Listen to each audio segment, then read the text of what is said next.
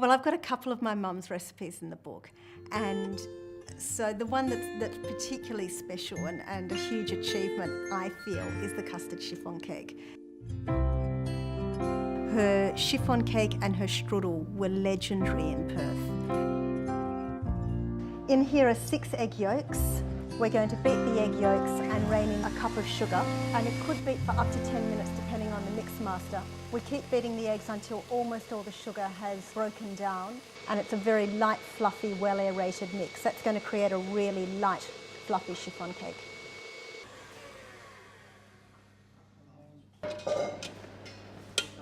It's a gorgeous pale lemony colour.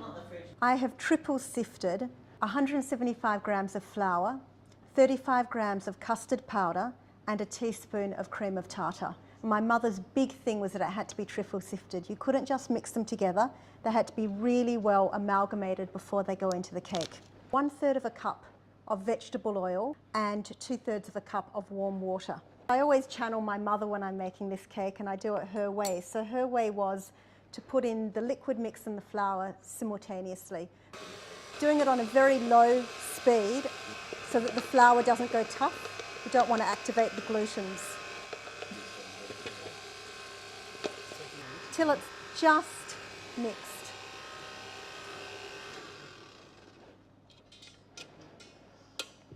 The only thing extra that this little step needs is a touch of vanilla, just to boost up the vanilla taste from the custard powder. So I'll just give that a really quick mix. It was her secret recipe. I think the recipe is about 50 years old, and it had never been allowed to go to anyone. So then we've got our egg white mixture. Wait till it comes to soft peaks, and then rain in another 1/2 cup of sugar. Give that a little check. There we go. People are quite scared of making chiffon cakes, but when you've seen it done and you make one yourself, it's just so easy. So now I've got the custard mix.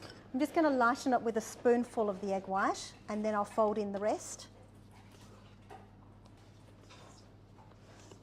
Don't you love those colours? Ribbons of white going through the yellow.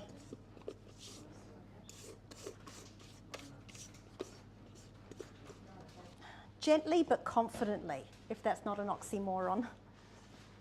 You don't want to work too slowly that it breaks down, but you do want to keep all the air in the mix until it's just combined, and that's perfect.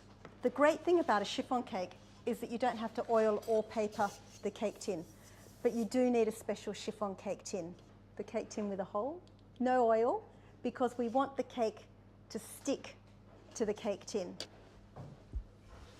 Oh, don't you just love that sort of velvety ribbon?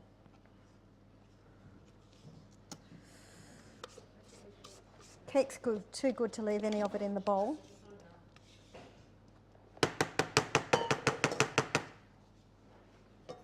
And I just give it a few taps. Get rid of any really big bubbles. A chiffon cake is very, very light and airy, and the trick to keeping it light and airy is to invert it as soon as it comes out of the oven. It stays upside down until it's cool, and that's how it keeps all that height and airiness. So now when I take it out, we take a knife and we just cut it out of the cake tin. And there's our cake. And then you take the knife and gently cut around the bottom. Invert it onto a plate. Ta-da! And then